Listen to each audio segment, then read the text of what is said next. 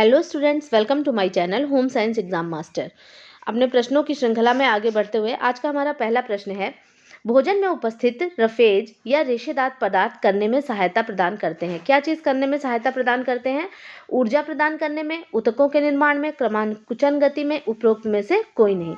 तो यहाँ पर जो उपस्थित रफेज या रेशेदार पदार्थ है, ये हमें किस चीज़ में सहायता प्रदान करते हैं? ये क्रमांकुचन गति, जो हमारे इंटेस्टाइन की जो क्रमांकुचन गति है उसमें सहायता प्रदान करते हैं। और इससे क्या होता है, हमारा जो हमारे गट्स हैं वो अच्छी तरह गट्स में अच्छी तरह से ये जाते हैं और उनको क्या करते हैं, हेल्दी करने का भी काम करते हैं। और ये जो रेशेदार पदार्थ हैं, ये किन चीज़ों से हमें? हरी पत्तेदार सब्जियों से, छिलके रही सहित अनाज से, और हमें किन चीज़ों से मिलते हैं? सलाद से मिलते हैं। तो हमें एक भोजन में इन चीज़ों का इस्तेमाल करना चाहिए। जो छिलकेदार फल हैं, इनको भी खाने से हमें रफेज की प्राप्ति होती है। तो यहाँ पर हमारा ऑप्शन नंबर सी जो है वो करेक्ट हो जाता है। अगला प्रश्न है, डिजाइन में उतार चढ़ाव को कहते हैं एसिमिलेशन, बल देना, लय देना या अनुपात। तो डिजाइन में जो चढ़ाव उतार होता है उसको हम क्या कहते हैं? लय कहते हैं। अच्छा, डिज़ाइन क्या है? डिज़ाइन का जो उतार चढ़ाव, जैसे हमें देखने में एक जो रिदम प्राप्त हो, जैसे मान लीजिए इस तरह से, तो ये एक रिदम जा रहा है ना, तो यही क्या है? ये लय है। ठीक है, ये क्या है? ये लय है। इसी तरह से विभिन्न रेखाओं के माध्यम से, आकार के माध्यम से, रंग के माध्यम से, बनावट के माध्यम से उसको व्यवस्थित रूप देने से क्या हो जाता है? हमें एक रिदम प्राप्त होता है। जैसे अब ये रेखाओं के द्वारा दे दिया, अब इसमें आकार अगर ये छोटा है, फिर इससे बड़ा, फिर इससे बड़ा, फिर इससे बड़ा, तो इसमें भी देख रहे हैं हम एक तरह का लय है। ठीक है, तो डिजाइन में जो उतार चढ़ाव है वो क्या कहलाता है? हमारा रिदम कहलाता है। अगर हम बात करें कि डिजाइन के सिद्धांत की, तो डिजाइन के सिद्धांत कौन कौन से होते हैं? तो उसमें होता है आपका, नोट डाउन आप कर सकते हैं, डिजाइन के सिद्धांत में आपका आ जाएगा अनुपात आ जाता है, संतुलन आता है, अनुरूपता आता है, बल आता है एवं लय अभी आता है। तो सिद्धांत की बात होगी तो इस तरह से ये 5 सिद्धांत आते हैं। अगला प्रश्न है, यहाँ पर एक एंजाइम जो मुख के अंदर सलाइवा में पाया जाता है वो क्या है? पेप्सिन है, इंसुलिन है, टाइलिन है या बाइल जूस है? तो ये जो टाइलिन नामक एंजाइम जो है ये हमारे मुख के अंदर पाया जाता है, जो कि लार ग्रंथियों से लार का श्रावण स्वायत्त तंत्रिका तंत्र के द्वारा नियंत्रित करता है। लार में 2 प्रकार का श्रावण होता है, एक होता है श्लेष्मी और दूसरा होता है श्रवणी। जो श्लेष्मी श्रावण होता है उसमें क्या होता है? म्यूसिन नामक श्लेष्मिक होता है, जो कि मुख गुहा में भोजन की लुगदी को चिकना और लसदार बनाता है। और जो सिरमी स्राव होता है वो क्या है? इसमें टाइलिन एमाइलेज नामक एंजाइम पाया जाता है, जो मंड को माल्टोज शर्करा में परिवर्तित कर देता है। ठीक, तो जो सिरमी श्रावण होता है, तो इस तरह से हमने देखा कि लार में 2 प्रकार का श्रावण होता है। कौन कौन सा? एक श्लेष्मिक होता है और दूसरा सिरमी श्रावण होता है, जिसमें कि जो सिरमी श्रावण है इसी में टाइलिन लारी एमाइलेज नामक एंजाइम पाया जाता है, जो मंड को माल्टोज शर्करा में परिवर्तित कर देता है। अगर हमसे कोई पूछे कि कार्बोहाइड्रेट का पाचन कहाँ से स्टार्ट हो जाता है, तो मुख से ही शुरू हो जाता है। अगला प्रश्न है, जीव द्रव्य की कार्बनिक अणुएं हैं, प्रोटीन है, कार्बोहाइड्रेट्स हैं, वसा और न्यूक्लिक अम्ल हैं, डीएनए और आरएनए हैं, या फिर ऑप्शन नंबर डी में है आपका प्रोटीन, कार्बोहाइड्रेट, वसा, न्यूक्लिक अम्ल, डीएनए, आरएनए आदि। ठीक, तो यहाँ पर जो इसका करेक्ट आंसर हो जाएगा आपका ऑप्शन नंबर सी जो है, वसा और न्यूक्लिक अम्ल, डीएनए और आरएनए है। तो जीव द्रव्य जो है ये हमारा प्रोटोप्लाज्म है और इसकी कार्बनिक अणुओं के बारे में पूछा जा रहा है कि इसके कौन कौन से कार्बनिक अणु हैं। तो ये इसमें क्या होता है? वसा होता है, न्यूक्लिक अम्ल होता है, न्यूक्लिक अम्ल में आपका डीएनए आरएनए उसी में इंक्लूड है। ठीक है, तो जीव द्रव्य को जीवन का भौतिक आधार किसे माना जाता है? वह जीव द्रव्य को ही माना जाता है, क्योंकि जीवों की समस्त जैविक क्रियाएं इसी में संपन्न होती हैं। यह एक रंगहीन, अर्ध पारदर्शक, अर्ध तरल पदार्थ है, जिसमें कार्बनिक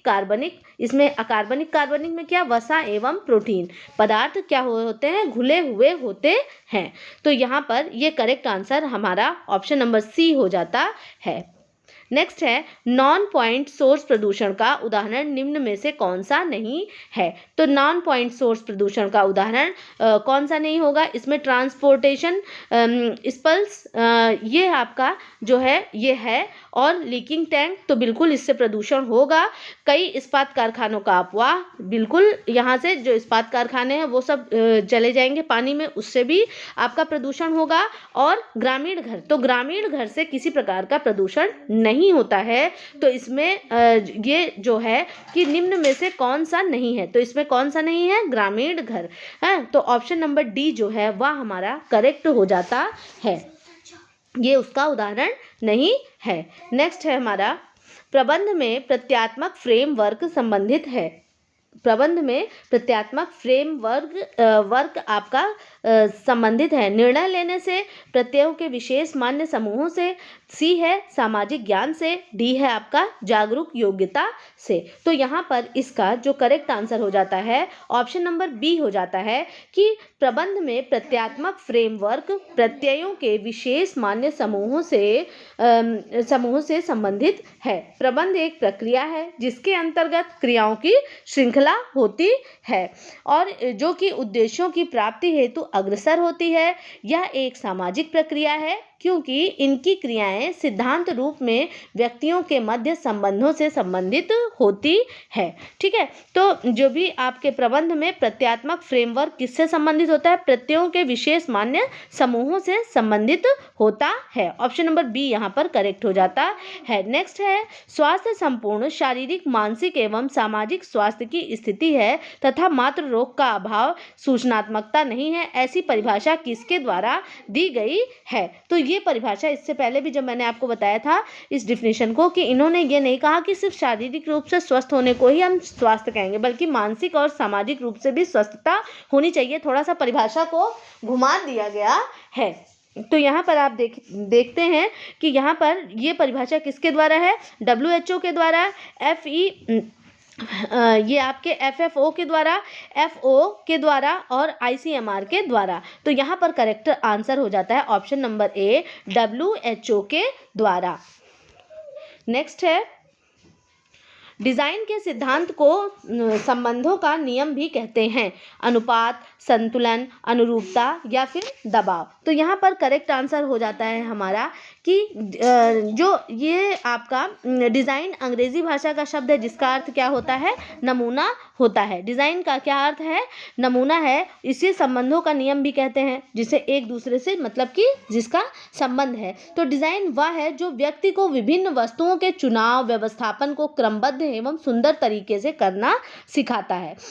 डिज़ाइन के यहाँ मैंने आपको सिद्धांत भी बता दिए थे कि कौन कौन से सिद्धांत हैं। तो उस हिसाब से अगर हम देखें कि डिज़ाइन जो है यहाँ पर जो करेक्ट आंसर हो जाएगा, डिज़ाइन के संबंध के सिद्धांत को संबंधों का नियम भी कहते हैं। तो यहाँ पर करेक्ट आंसर हो जाता है आपका संतुलन जो है वो संबंधों का नियम है, क्योंकि एक दूसरे से संबंधित वो होता है संतुलन। जब हम बैलेंस जब भी हम किसी डिज़ाइन को प्रेजेंट करते हैं तो उसमें बैलेंस को सबसे ज़्यादा ध्यान में रखते हैं। तो ऑप्शन नंबर बी जो है वो हमारा यहाँ पर करेक्ट हो जाता है। अगला प्रश्न है वह बालक जो दोनों हाथों का प्रयोग करे वह कहलाता है दाएं हाथ का, बाएं हाथ का और एम्बीडेक्स्ट्रस या बहिर्मुखी। तो जो एम्बीडेक्स्ट्रस जो ये टर्म है ये उन्हीं के लिए प्रयोग में आता है कि जो बालक दोनों हाथों का प्रयोग करते हैं, ठीक है, लिखने में या और भी बहुत सारे कार्य करने में, तो उसको एम्बीडेक्स्ट्रस कहते हैं। ऑप्शन नंबर सी है जो है हमारा वो करेक्ट हो जाता है। कैरोटीन शरीर में कहाँ पर विटामिन ए में परिवर्तित होता है? यकृत में, स्वादुपिंड में, आंतों में या गॉल ब्लैडर में? जो ये कैरोटीन है शरीर में विटामिन ए में कहाँ पर परिवर्तित होगा? तो यह यकृत में परिवर्तित होता है। और जो ये विटामिन ए है वो किस में? प्राणिज भोज्य पदार्थों में पाया जाता है, वनस्पति भोज्य पदार्थों में कैरोटीनोइड्स होता है। ठीक है। ये कहाँ पर होता है, कैरोटीनोइड्स कहाँ पे होता है, जो हमारे वनस्पतिक भोज्य पदार्थ हैं उसमें कैरोटीनोइड्स पाया जाता है, और विटामिन ए जो है वो प्राणिज भोज्य पदार्थों में पाया जाता है, जो शरीर में जाकर विटामिन ए में परिवर्तित होता है। तो जो कैरोटीनोइड्स है वो शरीर में जाकर के विटामिन ए में परिवर्तित हो जाएगा, ठीक है। इसलिए कैरोटीनोइड्स को क्या कहते हैं, प्रोविटामिन ए भी कहते हैं। क्या कहते हैं, प्रोविटामिन ए भी कहते हैं। इससे पहले भी एक बार प्रश्न मैंने बताया था, तब भी आंसर आपको ये बताया था कि प्रोविटामिन कैरोटीनोइड्स को प्रोविटामिन ए भी कहा जाता है, और विटामिन ए गर्भस्थ शिशुओं में संग्रहित होता है, पर उसमें स्टोर होता है। तो अगर हम बात करें कि शरीर में कहाँ पर यह विटामिन ए में कैरोटीनोइड्स जो है विटामिन ए में कहाँ पर परिवर्तित होगा, तो यह यकृत से परिवर्तित होता है। ऑप्शन नंबर ए यहाँ पर हमारा करेक्ट हो जाएगा। अगला प्रश्न है, प्रारंभिक स्वास्थ्य केंद्र की आवश्यकता को सर्वप्रथम किसने प्रस्तुत किया। तो प्रारंभिक स्वास्थ्य केंद्र की आवश्यकता को सर्वप्रथम किसने किया, योजना आयोग ने, मोदालियर कमेटी ने, केंद्र स्वास्थ्य परिषद ने, या भोर कमेटी ने। तो इसको आप याद रखेंगे कि जो केंद्रीय स्वास्थ्य प्रारंभिक स्वास्थ्य की जो प्रारंभिक स्वास्थ्य केंद्र की बात कर रहे हैं हम, प्रारंभिक स्वास्थ्य केंद्र की जो ये अवधारणा है वो किसके द्वारा प्रस्तुत की गई, तो ये ऑप्शन नंबर डी जो है ये हमारा भोर कमेटी के द्वारा प्रस्तुत की गई। एक प्राथमिक चिकित्सा देने वाले व्यक्ति को ऐसा नहीं करना चाहिए, पुनः चोट को बचाना और स्थिति को बिगड़ने देना, घायल व्यक्ति को यथासंभव आराम देना, जल्दी से जल्दी घायल व्यक्ति को व्यावसायिक चिकित्सकीय सेवा के अधीन करना, किसी अन्य व्यक्ति द्वारा बांधी गई पट्टी को खोलकर चोट की जांच करना।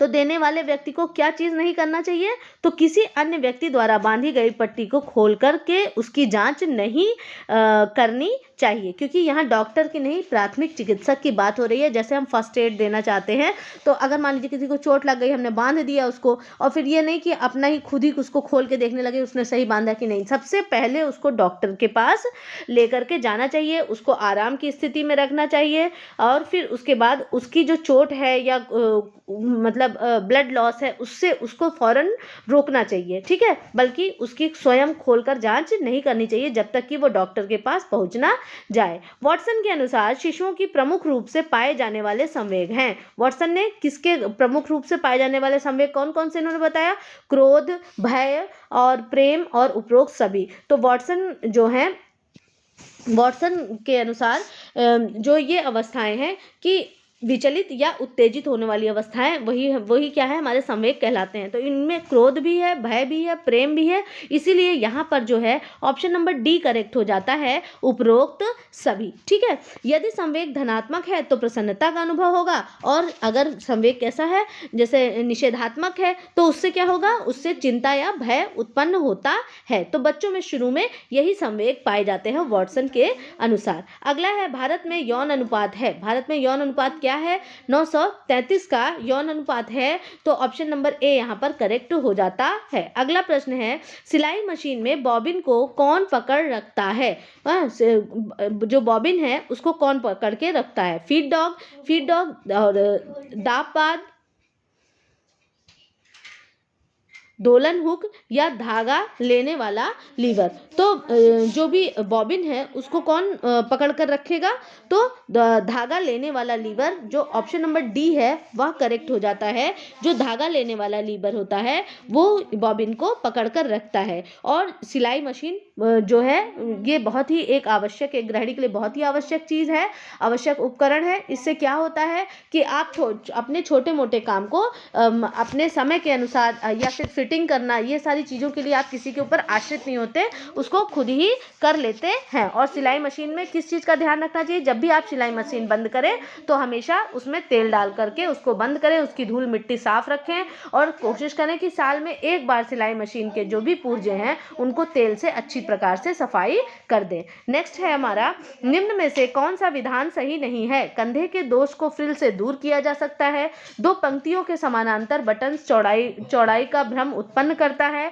बेल्ट का इस्तेमाल लंबाई में वृद्धि और चौड़ाई में कमी का भ्रम उत्पन्न करती है, और लास्ट में है उपयुक्त सभी सही है। तो यहाँ पर जो करेक्ट आंसर हो जाएगा कि बेल्ट का इस्तेमाल लंबाई में वृद्धि और चौड़ाई में कमी का भ्रम उत्पन्न करती है। अगर बीच से बेल्ट बांध देते हैं तो क्या होता है, लंबाई में वृद्धि होती है और चौड़ाई में कमी, थोड़ा सा पतला दिखता है। तो इसमें कौन सा इसमें विधान सही नहीं है, तो इसमें जो है आपका करेक्ट आंसर हो जाता है कि ये विधान सही नहीं है, ऑप्शन नंबर सी। ठीक है, तो और ये सारे क्या हैं, सही हैं। कंधे के दोष को फ्रिल से दूर कर सकते हैं, दो पंक्तियों में समांतर बटन चौड़ाई का भ्रम उत्पन्न करते हैं, तो ये सही है। और ये सही नहीं है कि बेल्ट का इस्तेमाल से लंबाई में वृद्धि और चौड़ाई में कमी का भ्रम उत्पन्न किया जा सकता है। ऑप्शन नंबर सी यहाँ पर करेक्ट हो जाएगा। अगला है, घर के आमुख को प्रभावित करने वाला प्रमुख कारक है सूर्य का भ्रमण चक्र, हवा की दिशा तथा वर्षा की गति, भूखंड की स्थिति, उपरोक्त सभी। तो यहाँ पर करेक्ट आंसर हो जाएगा कि घर का जो ओरिएंटेशन है उसको प्रभावित करने वाले ये सभी कारक हैं। ठीक है, कौन कौन सा, सूर्य का भ्रमण चक्र, हवा दिशा तथा वर्षा की गति, भूखंड की स्थिति, ये सारी चीजें उसको प्रभावित करेंगे। हाँ, अगला है, हृदय में डायस्टोल के समय सिस्टोलिक और डायस्टोलिक दो प्रकार का, जो जैसे ब्लड प्रेशर की हम बात करते हैं तो हमारा क्या होता है, जो ऊपर वाला है वो 120/80, नीचे वाला डायस्टोलिक कितना, 80 होना चाहिए। ठीक है, तो प्रसारण आपका सिस्टोलिक और डायस्टोलिक स्पंदन की इस प्रावस्था में हृदय पेशियों की अनुपस्थिति के फलस्वरूप हृदय का आयतन बढ़ जाता है, जिससे शरीर की विभिन्न अंगों में रुधिर वापस जाने वाली शिराएं अपना रुधिर हृदय में भर देती हैं। तो हृदय में डायस्टोल के समय क्या होता है, सभी चैम्बर फैलते हैं, सभी चैम्बर सिकुड़ते हैं, एट्रिया सिकुड़ता है या फिर वेंट्रिकल सिकुड़ता है। तो जब डायस्टोल के समय जब ये होता है तो क्या होता है, सभी चैम्बर फैलते हैं। ऑप्शन नंबर ए हमारा क्या हो जाता है, सही हो जाता है। डायस्टोल के समय क्या हो जाता है, सभी जो चैम्बर हैं वो कैसे खुल जाते हैं, और जिससे कि जो रुधिर है वापस जाने वाली शिराओं में, जो हृदय से जो वापस आने वाली शिराएं हैं उसमें अपना रुधिर जो है वो हृदय में भर देता है। ऑप्शन यहाँ पर ऑप्शन नंबर जो आपका ए था वो सही था।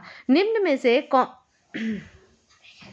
शिशुओं के दूध छुड़ाने, वीनिंग की बात हो रही है, कभी कभी वीनिंग करके क्वेश्चन में आ जाता है, तो आप सोचे क्या चीज़ है।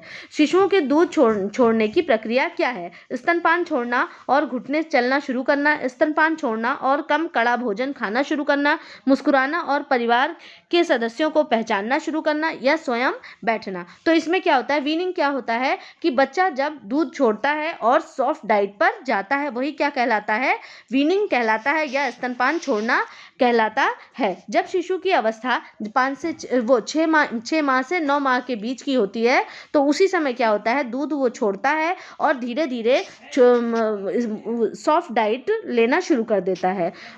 उसमें शिशु का आहार उत्तम, जिससे कि शिशु का आहार का उत्तम तथा शरीर वृद्धि हेतु समस्त विटामिन, कैल्शियम, फास्फोरस, लोहा आदि अधिक चाहिए। अतः शिशुओं को दूध, दही, अंडा, पनीर, रसदार फल, हरे साग सब्जी, मछली का तेल, आलू आदि पदार्थों को उचित रीति से तैयार करके तथा उचित मात्रा में देना चाहिए। तो यहाँ पर इसका जो हमने बताया आपको, स्तनपान छुड़ाने का जो सही समय है वह 6 माह होता है।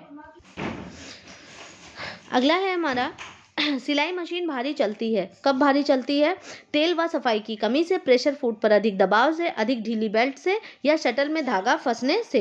तो सिलाई मशीन भारी कब चलती है, तेल व सफाई की कमी से। यहाँ पर ऑप्शन नंबर ए जो है वह हमारा करेक्ट हो जाता है कि तेल या सफाई के कारण मशीन भारी चलती है, जिससे कि मशीन की रोज सफाई करने के अलावा प्रतिवर्ष मशीन को खोलकर उसके पुर्जे को मिट्टी के तेल से साफ कर देना चाहिए। तो यहाँ पर ये इसका करेक्ट आंसर हो जाएगा। अच्छा, नेक्स्ट है हमारा, बचत का सही विनियोग है। बचत का सही विनियोग क्या है, ब्याज पर धन देना, कोई वस्तु खरीद कर रखना, बचत पत्र खरीदना, या बचत खाते में जमा करना। तो अगर हम बचत कर रहे हैं तो उसका सही विनियोग क्या है, तो उसका सही विनियोग है बचत पत्र खरीदना। ऑप्शन नंबर सी हमारा करेक्ट हो जाता है। अगर हम नियमित रूप से बचाए गए धन को विनियोजित किया जाना चाहिए, क्योंकि विनियोजित धन ही बचत है। अविनियोजित धन को बचत की श्रेणी में नहीं रखा जा सकता, वह तो धन का संचय है। ठीक है, अगर आप कहीं